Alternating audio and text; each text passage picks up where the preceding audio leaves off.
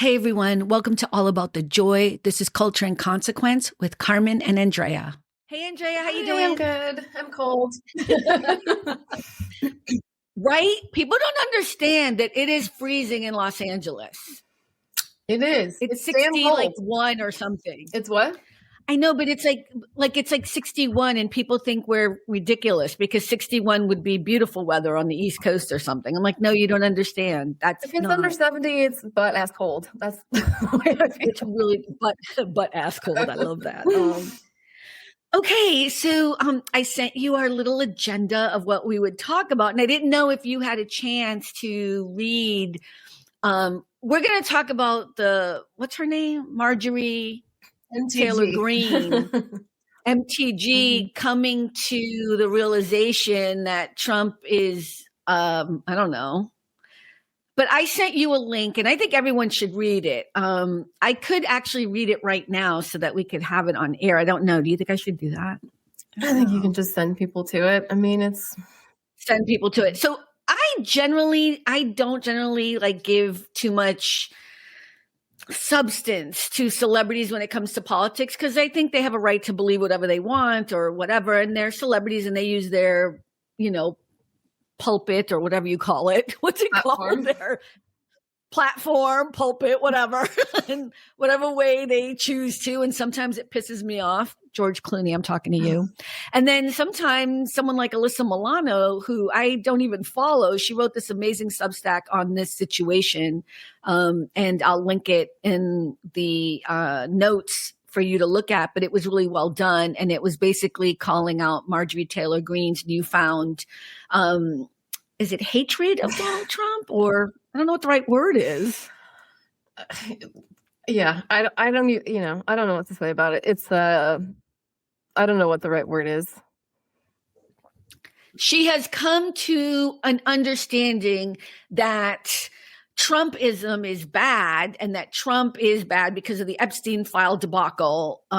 She was calling for the Epstein files to be released, and she decided that now was her time. That was the red line for her. And now she's like, oh my God, they're coming after me. I'm getting death threats. And Alyssa Milano and a lot of other people, but Alyssa Milano put it in a really well-written thing. And it just, why didn't you care when all this was happening to everyone else? Where were you during January 6th?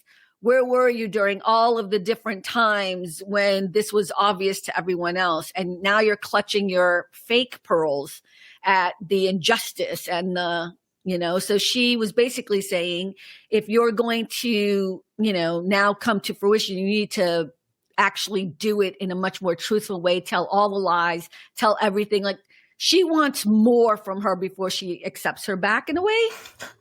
Yeah. I don't know. Yeah, I mean, you know how I don't know how you feel. Knows how I feel about this. I mean, it's like, it's, I'm at a loss for words. Like, she's so insincere, and it's performative. It's performative for sure. And I think that truly, I think it maybe has less to do with Epstein and more like she's mad at Donald Trump for whatever reason, and there are rumors floating around about why she might be mad at Donald Trump. So she's on the outs. And oh wait, what rumors? I don't know the rumors. There was AOC put out like a something. I don't know. It was on Instagram or TikTok. I don't know. Whatever. This was like last week, 2 weeks ago. Who even knows? Who knows? Right. That Marjorie Taylor Greene wanted to run for Senate in Georgia, and Trump told her no. Right. And so she's pissed. And, she's an attention seeker. Why would Trump tell her no? Like, why does he think he has the right to tell people who because who that's can how run they for all whatever? are. They have to go ask daddy for permission. And if he says no, it's no. Oh my God. Okay, every time I hear someone call him daddy, it just, the cringe level of it. But that's how they act. It's so gross. It's all the bros too that always do that. They call him, I can't even. Okay, I didn't even know about that. I was under the impression more that she kind of, took the kind of wind and noticed that the Trump fucking arc or whatever the hell it is, right? is falling over. It's capsizing or whatever. a manipulative narcissist attention seeker, right? And so maybe she is, got her finger in the wind. Maybe she is kind of a true believer on the Epstein stuff, but also she's on the outs with Trump already. And so and she loves to get under people's skin. We know this about her. So that's her whole vibe, is like, let me niggle my way under your skin and piss you off. So that's what she's doing. She's getting the attention she wants. She's being manipulative, and she's getting under Trump's skin.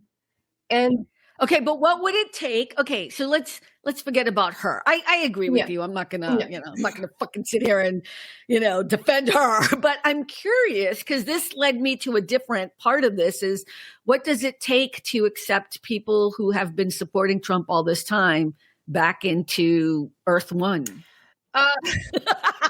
I love that, Earth, because we're Earth One, and you've all been living in Earth Two somewhere. So, but what would it take for you? Well, it's not happening. But if it was going to maybe happen, I would say probably years of action showing that you have actually turned a moral corner, that you have come over to the side of moral clarity. So I don't want to hear your words. I don't want to hear your humble apology. I don't want to hear anything about that. I want to see that you actually no longer support and vote for policies that actively harm people. I want to see those actions over and over and over and over again, and then over and over and over again. And then maybe for me, I will consider possibly not thinking that you are an immoral piece of shit. That's where I'm at. Yeah. I'm not going to disagree. I think it's really I think it's a difficult situation. I'm really angry that Trump and the cronies who know better, because let's be very clear here. And I know you're not very forgiving of people who I think were just sucked into a cult. And I get it, right? Because what he was able to do, what Trump was able to do so easily, was get himself with people like Steve Bannon and Charlie Kirk and all these people. And what's the other guy? That guy, Steve, whatever, the guy who's the immigration Miller. Jewish guy who Miller. is, what's Stephen his name? Miller. Stephen Douchebag.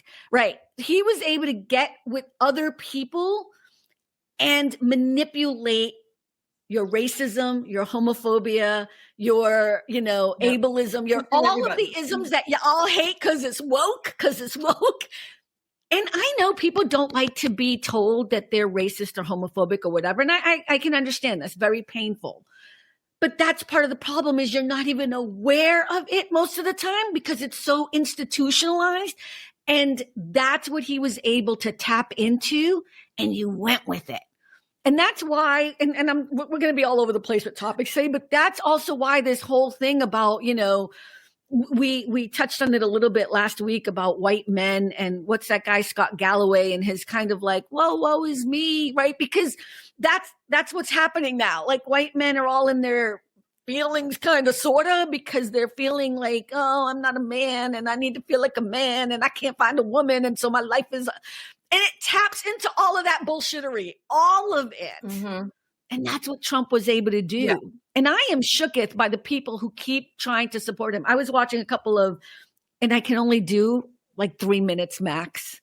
I was watching guys' podcasts. I was watching there's 3 different, pretty well-known podcasts. And I was like, I can't even sit through this. Like, even as they're trying to say they're turning a corner because they don't believe blah, blah, blah, they're still there.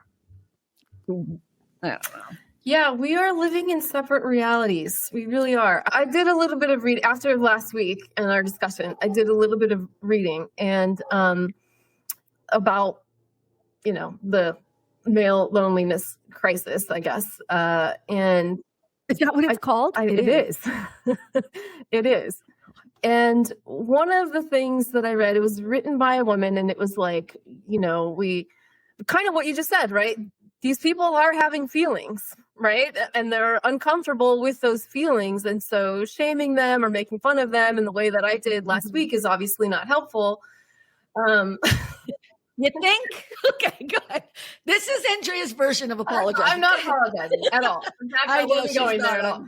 And so I read that, and because I was like, all right, I'm obviously a bitch, and you know, that sucks, and maybe I could learn something here. And what I took away from that reading was that, like, you know, we talked about equity, right? And so let's say we're all in a race, right, to get through life, and you've got everybody else, and kind of, you know, there are some people who are on the starting line, and then other people who are maybe further back, and other people who are a little bit forward. The white men are like on the 25-yard line. You know, they're so far ahead of everybody else. And the whining and the sadness and the loss of control is because they're like a half a yard back from where they were. Right? They're like, it's just the tiniest little bit of change. They still run everything. They still look across all of the political leadership, across all parties. Okay. All right. But I'm gonna be devil's advocate. And it's just to get the conversation flowing, right? In a way. So when I was growing up, I remember people, adults would be telling me, stop using your race as an issue. Stop saying that because you're black this, or they would say things like, so what, you don't have parents, you can still be somebody. Like, you know, whatever it was. Like, people were always trying to deny the fact that I was hurting or behind the whatever. I don't know anything about football, so I can't use that as an analogy, but like that I wasn't even in the playground to even be in the game. You know what I mean? Whatever it is. Okay. So I remember how much it hurt because no one would acknowledge whatever it was that I was going through. Okay. So even though I agree with you with white men that they are still, even though they're, you know, a couple of yards back than where they were before, I still feel like it's taking everything in my being to say this. I still feel that there is something happening that is uncomfortable for white men. And I get that. And I hear it. And also white women, like in this country, there is something happening where other people are getting equality and that's hurting you. I don't know how else to say it. It's a change. It's a change, and change is uncomfortable for people. And then there's the fear. Okay, and then I'm gonna let you go. And I'm gonna let you say whatever you want. Then there's the fear part, right? There's the fear that, and this is true about a lot of white folk. I'm not saying the white people watching this video are listening, so please, I don't need the nasty emails because whatever. That feel like, well, if Black and Latino and Asian people get any power, they're going to take over and I don't know, do what to white people. Treat them, I've heard this before, treat them the way we've treated you. Yeah, I said that to you on this podcast. Yeah. That's how you heard it.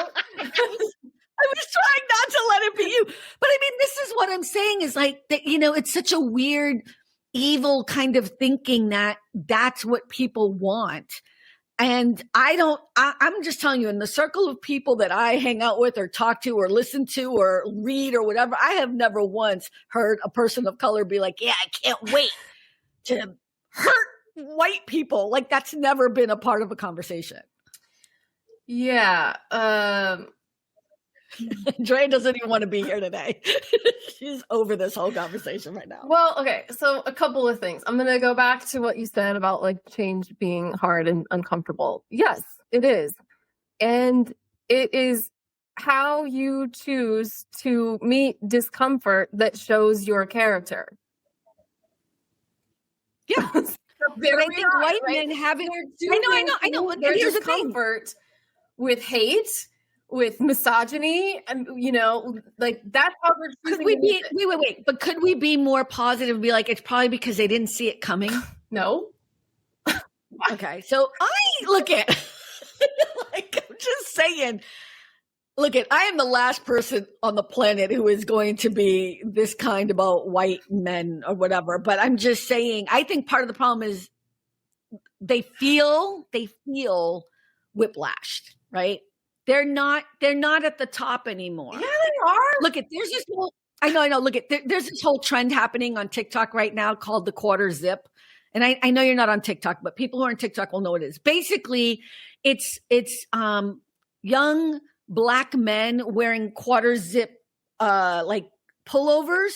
And do you remember like the dandy era, the fashion era where Black men were dressed in kind of like the hats and you know what I mean? So it's kind of parallel to that era. And what's happening is all these young, beautiful, wonderful Black men are wearing these quarter zips, and they're like coming out and they're dressed to the nine. They just look beautiful. And what's so weird is everybody's embracing it and so happy. And then there are white people who are like, you're stealing,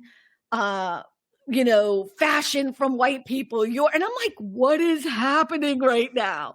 There are people demeaning it because to see young Black men in kind of this beautiful, I don't know how to explain it, but they're just in a fashion-esque moment and they're just having joy and happiness is really triggering to white people for some reason. And I am shook by it. And I think it's because white people not all white people, please, really, not all, we just talking about those, are having a problem actually identifying the stereotype you have in your head about Black men and Black boys and Black young people with what the reality is. And that's what I think is actually happening. You know what I mean? I think that's the discrepancy is people have an idea of what they think Black people are supposed to be like. And then they are seeing them everywhere, whether it's Black women, Black men, Asian, Latino, whatever. You're starting to see them as human beings who are equal and smart and wonderful and talented and contributing. And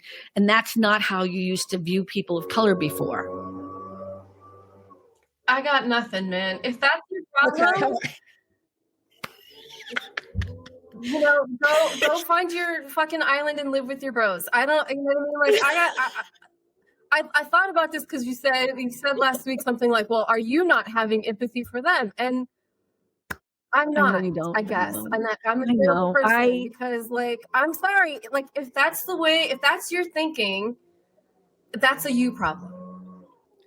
It is a them problem, but I can have compassion to see that it is a difficult thing to walk through. No. Okay. All right. We're going to move on to the next subject. Well, I know.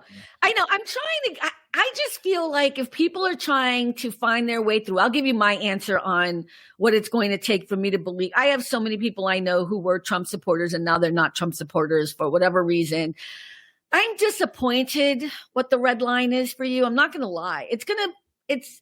I don't know if it's ever going to be okay for me to think that him coming down that stairwell or whatever it was, and first of all, I'm from the East Coast, so I knew from back in the day that he was not to be trusted, but he comes down that stairwell or whatever it was, escalator, whatever it is, and talks about Mexicanos. And I will never forget that because I couldn't even believe that at that moment, in that right there and then, there was a political figure in this United States saying something so vile about a group of people. And that I don't know how that wasn't the red line, or so many things before that. You know what I mean? So for me, it's really hard. And as much as I'm glad that so many people are seeing the light, I've lost something about who you are as a person. And I don't know how to fix that. That is over time, but think about someone you met and you really liked and you thought they were amazing and great. And then you found out that they, hit a child or something, you know what I mean? Or they have a conviction of something or whatever. It's not that you hate them or whatever, but it's going to be hard to get back to that place of how I thought you were. I think that's fair. I don't know. Maybe it's not, but that's how I feel about it. Yeah, I mean, I think, I guess I don't have anyone like that. You know what I mean? I don't have someone. I'm just saying in Yeah, in general. general. I'm Yeah, just saying in I general. mean, yeah, I will never trust anyone who supported Trump. I mean, that's just, I will never. And that's kind of where I'm at. I can't see a reality, a world in which I'm like, okay, yeah, you're good now. I just don't see it. I think the way in which you can help, though, is I do think it's important not to talk so much. I do. Like, we don't need to hear your confession. You know what I mean? Like, behave as if you've always, you know what I mean? Like, just start voting for Democrats. Like, just start fixing the problem. Well, and yeah, that for sure. And I think, one of the things I thought when I watched that clip that was on CNN with Marjorie Taylor Greene was like, okay, I think this is total bullshit, but if one morally bankrupt white woman sees her and thinks like, and it provides like a questioning for her to be like, well, maybe I should look at my support for Trump. I suppose that's a good thing. I mean, a lot of people, because she did, I'm going to give her, I know I am going to give her some credit because she came out. Because even that Bobart person, whatever her name is, she was put in the sit room and asked to change her vote on the Epstein files. I mean, so I can have more than one thought. I'm trying to teach people that you can have more than one thought and feeling at the same time. Like, bravo to doing what you got to do. Like, I'm going to give you that credit. I think because MTG did come out vocally on television, it's started to change a lot of Trump supporters' ideas. Yeah, I mean, here's my, that's good. I agree. Yep, we'll give it that. And yes, you can say like, okay, that particular action was impactful and ultimately positive. However, like you said, are you then going to come out and support policies that do not harm people? Are you going to go essentially against the things you've been supporting? And I would ask that question of her and Brobart, whatever her name is, and anyone else who sort of, decided, okay, I'm not going to support Trump now. Like, is it just the Epstein files, or are you now beginning to see the light on other issues? And that, well, I'm going to give what's her name? MTG, whatever, a little bit of credit because she also came out about healthcare. She was upset about the healthcare thing and she started talking, but I think that has more to do with your Senate thing, but I don't care. She came out and she was, saying, no, we have to come up with a plan if we're not going to keep the Affordable Care Act. I don't think she ever called it Obamacare, but I think she was giving with her words. But yeah, I mean, it goes back to the Alyssa Milano. I was really, I feel bad because I don't even know, I couldn't name what show that woman was on, but I know she's a big deal. But I confuse her all the time with Jessica Alba. I confuse the two of them all the time. I know, I don't know why. But I was really impressed by what she wrote, but she talks about that at the end of it. Like, if you're going to fully come to, to the table, we need to know all the lies. We need to see you talk about blah, blah, blah, blah, blah. And so it's kind of full circle there. So it's a really good piece on her Substack, but yeah. I wanted to show a video to just change. Oh, unless you had anything else you wanted to add. I wanted to, you're good. You're done with MTG. I'm going to show a video first. Andrea,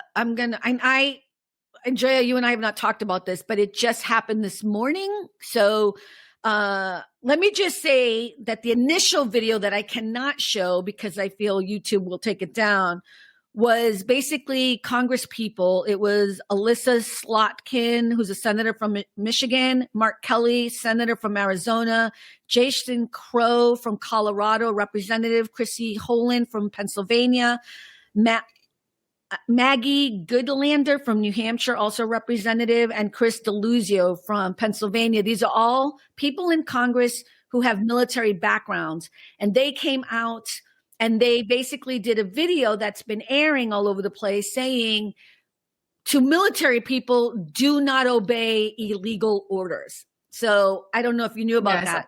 And then this morning, Donald Trump responded, I guess. So let's watch this.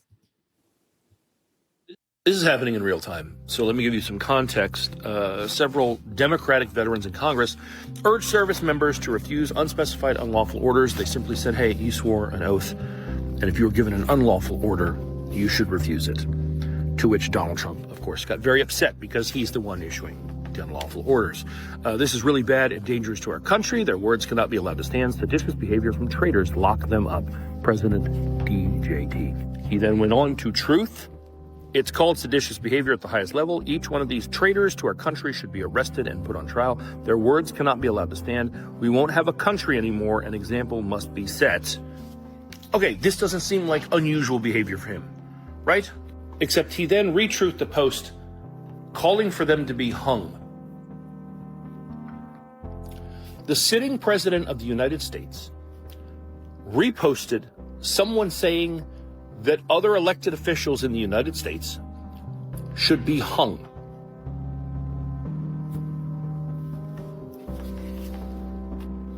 This is the darkest timeline.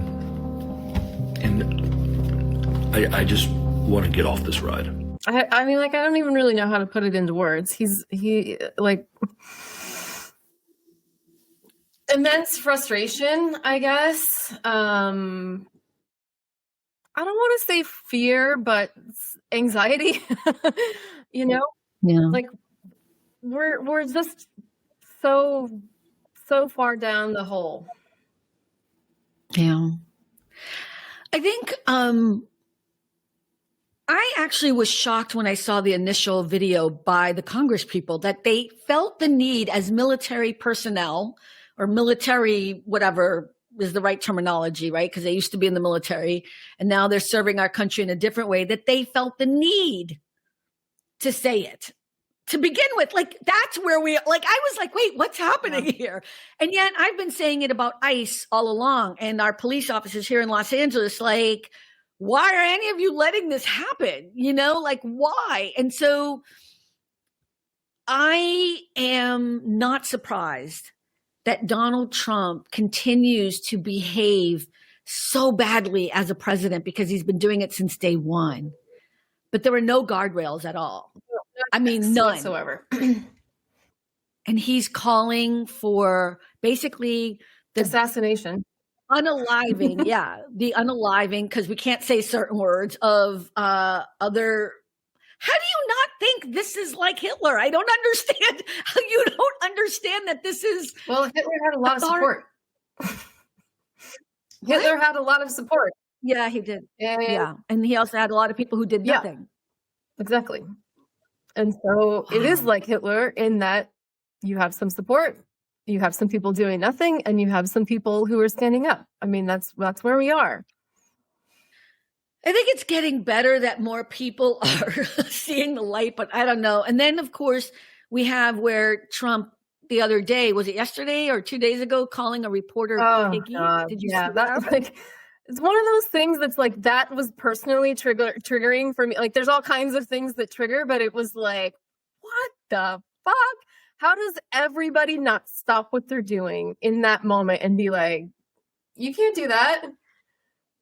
Well, it's also so normalized. So for people who don't know, he was on the plane. He was being asked a question by a reporter. And of course, it had to do with the Epstein files or whatever, I think. And it was a woman asking the question. And because I don't know, it's so exhausting. Like, I don't know how people don't remember this country without it being this exhausting every day. It's so disgusting that every time I hear something about Trump, it's negative. It's never something positive, because he doesn't do anything positive. He had the fucking Saudi Arabia guy. I was just thinking about that. in the Oval Office who killed, what's his name? Khashoggi? I forget how to say it. I can't remember his first name, but Khashoggi, I think, is his last name. And admitted it. I mean, I think it was almost to the day that he was murdered. It was like on the anniversary or something, or very, very close to it. Like, just so vile. I just want to talk about Barack Obama's tan suit for a moment. You can remember the fucking hoopla over Barack Obama wearing a tan suit. I mean, they were calling for him to be like, he was disgracing the White House. It was a disgrace. Like, I'm not even making a joke. This was a huge, big deal because he wore a tan suit. And then I remember they had to juxtapose a photo of Reagan wearing a tan suit with Barack Obama. Like, you know what I mean? Like with another picture of Barack Obama wearing a tan suit so that people would calm the fuck down. But here we are. Here we are. Like, I don't know, man. Like, I don't have the words. Like, there are, like, it's depraved. You know what I mean? It's disgusting. Like, and like you said, we're living, like, there are multiple things per day that are just Per like, day. how are we all living like this? I don't know, but I wish this nightmare would end already too. I do. I don't. I mean, I've never had any hope for him to be anything other than what he's always been. Because again, growing up on the East Coast, I don't know how people didn't see this all over the place. But if you don't know who the Central Five are at this point, I don't know what else to say. Yeah, I don't know what else to say. I mean, I remember him from the 80s and just being like, hell to the no. Like, he's just so obviously a grifter. And I wasn't even on the East Coast. He was just like, oh, art of the deal, big, you know, it's like he was just so obviously slimy. Yeah. I remember him from the Central Park 5 thing. I remember. But I hear you. It's not like he's ever been, but you know, people got sucked in. Again, I'm not making excuses, but they got sucked in by that reality show thingamajiggy. And still, like, okay, whatever. But all right, let's change the subject to something joyful. You want to talk about Hallmark movies? I do, because I actually... I know. Wait, how did we even realize that, like, you're a big Hallmark movie buff? We were talking about it after the show yesterday about, like, well, you know, how essentially, like, how are you coping? And I'm like, I'm watching, like, Christmas movies 24/7. I know. And I was like, me too. So I was also saying that, like, I kind of hate watching them because I get so annoyed because some of them are so bad. But then I was like, there are people on there that I just love. So I'm just going to put up the picture I showed you because, you know, I got mad love for this boy. Damn. That's my favorite one. I have not been able to see one with him in it yet. I know. This is Warren Christie, for those who don't know. Oh, my God. I love him. Okay, so he has one of the most classic... Okay, I probably shouldn't keep his picture up there for the rest of the show. He's so beautiful. But he has one of the most classic movies with Henry Winkler. I sent you the link. I forget the name of it. I'll put it down at the bottom. But it's such a good one. And I know I was looking through all the things to find out when he was coming up, but they just did like a weekend of him or something. So you kind of on Hallmark.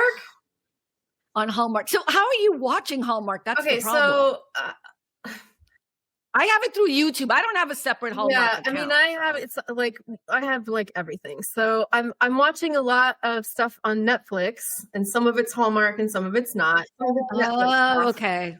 And then there's a few on Prime, which I have all this stuff. And then we also have like regular cable, so I'm watching like the actual Hallmark channel. Hallmark. Okay, it's so funny. I was going to send you a gift card to get the Hallmark channel just because I wanted you to watch like 3, because I think he has 3 of the best. I sent you the list, but I think he has like 3 of the best of them on there that are actually good movies and good acting and good storylines or whatever, right?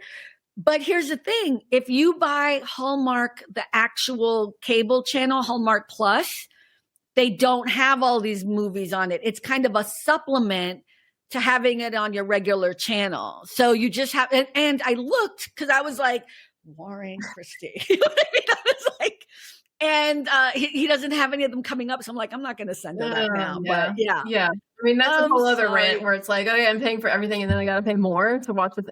Yeah. But anyway, so go ahead. Yes, there's a lot of hate watching. But so there's like, no, wait, why are you hate watching? No, I'm hate watching because as an actor, I feel like I could be on 95% of those movies. As a consumer, I guess. Oh. Like, the acting is just so, like, it's just so bad. It's so insultingly bad, you know, and you just kind of, like, I watched one last night that was I don't know of any of the actors, but there's some of them were people I had seen before and whatever, some other things. Yeah. And it was like a family who went on like a cruise together, Oh, yeah. I saw that. And the Right, dad and is there's the being great gay. sick. Yeah, he's sick, and there's the gay Yes, couple, yes. the two And guys. I'm just like, Yeah. like the acting was so stilted, you know what I mean? But that's one of the better ones because at least there's a storyline there. there's a storyline, and like the mom isn't dead. The mom is always dead. Always dead. So that's it. I have my like markers, right? So there's like the formula, and I'm like, okay, dead mom. Okay, we did that. Okay, like, is there a bakery? Is there a bakery? Started off hating a each farm? other. Is there an inn of some kind? You know, and then the moment where they see each other as like real people, you know, the almost kiss. Right. Wait, there's always the first almost kiss that is interrupted by someone or something, you know, always. You can count on it. So I've gotten really bad too because there's a lot of, so just acting wise, there's a lot of indicating, which drives me insane. So what indicating is like, let's say there's a sad scene and I do this. Weird, but you know what I mean? Like indicating, it's like, I'm going to show you with my face how I feel. You know what I mean? It's like, it drives me insane. Like, I'm see that now. I'm only going to be looking for that in everything I watch. I'm telling you, you're going to see it every time you watch Hallmark. And it's one of those things where I just want to go on set and be like, okay, everyone here was an actor. No indicating. Let me show you what that looks like. Because once you know, you'll stop doing it. But let me tell you, and we're talking about actors who've been on there for years who are doing this. So that's one thing. And then the other thing, and this is just a shout out to all the actors out there who are on these shows. If you're not going to really kiss, like you're not going to use tongue and stuff, don't do it because we can tell. What is this? You're so tight. Stop it. You're not really kissing. If you don't want to really kiss him, we're waiting. That's the moment we're waiting for. Why we're there. Right. We're always so excited and we already got interrupted by whatever the fucking muffins are done or something. You know what I mean? Like, and then you go and it's the ending shot and you didn't actually kiss it. I'm like, fuck it, you know, but oh my God. I love that you hate watch it too. So you also think, but some of the writing's also bad. Yeah. I mean, like the one last night was like, the writing was terrible. It had a story, but like the dialogue was like, oh my God. Yeah. Kill me now. Yeah. Yeah. Okay. So why do you, I mean, I know why I watch it. There is something it's like comfort food to me. It's like macaroni and cheese. It's cozy. There's usually baked goods involved. You know, people are dressed nice and warm. I mean, there's just, it's just like, I can't wait till they come on. I get excited.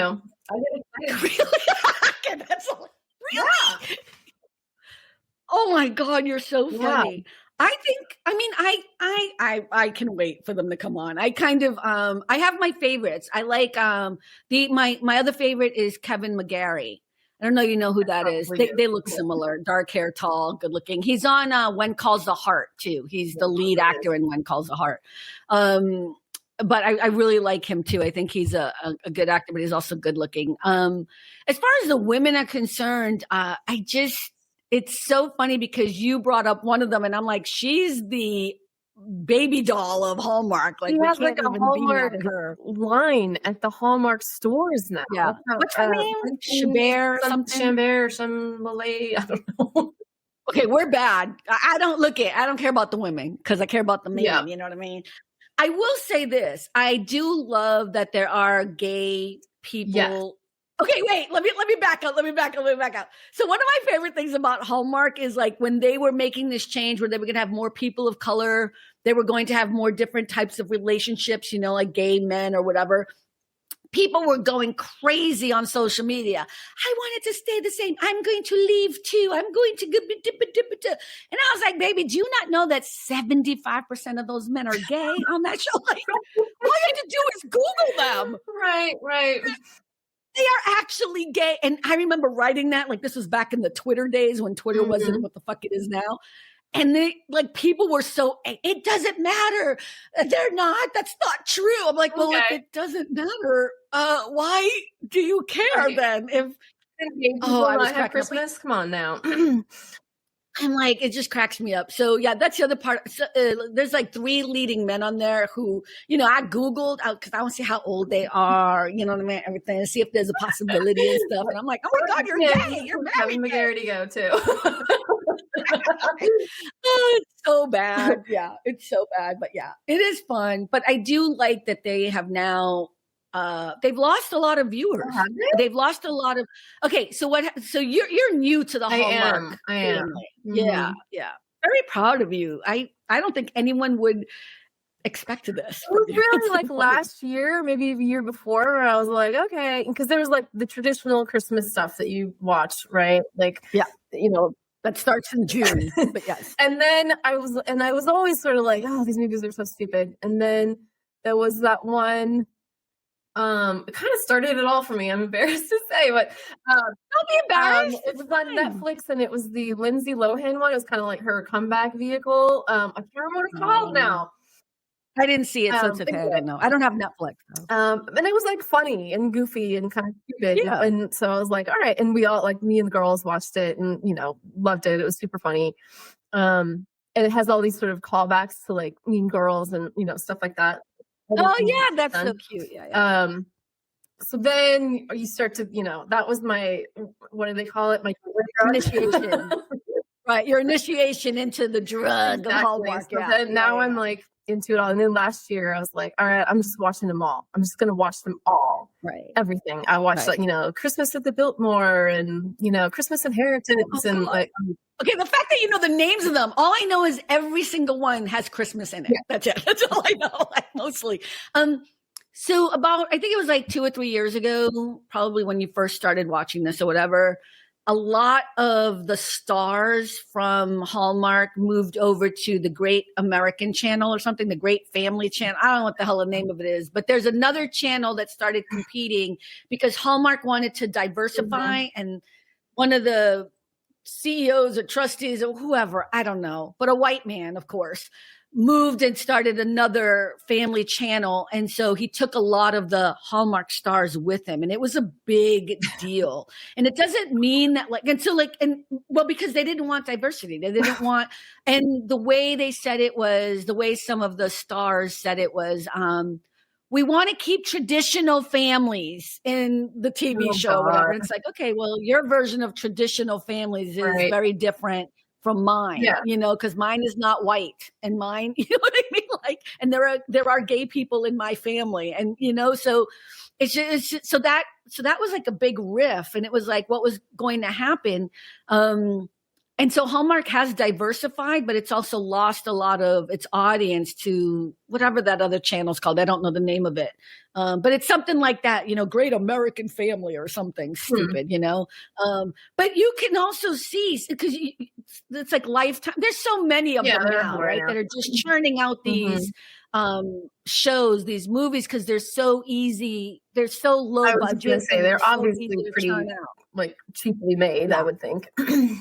Yeah, so that's why they just churn them out. And it's kind of like watching although the Golden Girls was well acted, well written, and brilliant. But what I mean by that, it's comfort. Yeah. It's just, you can have it on in the background. No one is going to.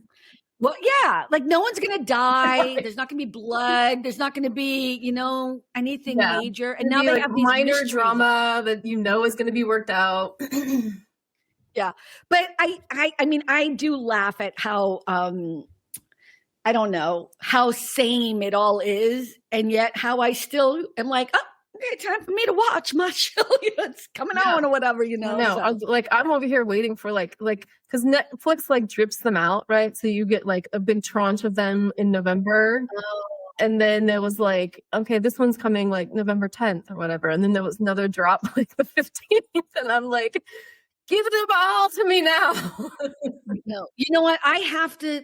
I'm going to give you my password or whatever, and I can pretend I'm at your house because you could do it because I have YouTube, and I have the best one saved. The Henry Winkler one. I know anybody who watches Hallmark is going to know what I'm talking about.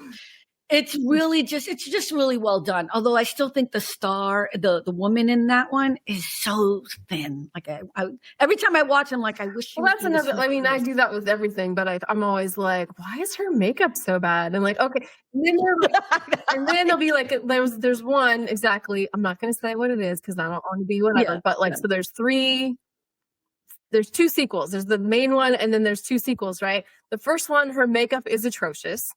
The second one, they fixed her makeup, but her hair is like unwatchable. And then the third one, they like yassified her, and she just like looks like a completely different person. And I'm like, what are we doing here? Wait, what are we talking about? We'll do it off air. I'll tell you later. Yeah, okay. That's so funny. Yeah. Sometimes I just watch because like there's really good clothes, or it's shot in Chicago at Christmas, and I love that, or whatever. So yeah. Look I think there's a place for all types of movies and whatever. I just thought it was the cutest thing. Like I was like, wait, what? I couldn't believe it because I just would never assume you would admit it, but see, I don't think highly of you. What's that about? No, I'm just kidding. I adore you. Yeah, Hallmark is great. I think it's gotten better. I think I think it's doing fine now, but there was a big bump in it and a lot of people left because they wanted traditional families. If you're calling traditional families anything where people are divorced and have, how many wives does that man have? Which one? It doesn't matter. I'm talking about Trump. I'm like your definition of traditional values cracks me up. Yeah. You know what I mean? Like it's just, you got to rethink that, but that's a whole other conversation. But wow, thank you so much. I think we're ending on joy, which I think we have to do more often. Yay. We're going to try to do politics, but then always end in something fun. I think that's going to be our new strategy. So, all right, everyone. Well, thank you so much. Remember, at the end of the day, it really is all about the joy. And yeah, we'll see you again next week. Bye, everyone. Thanks for stopping by All About the Joy. Be better and stay beautiful, folks. Have a sweet day.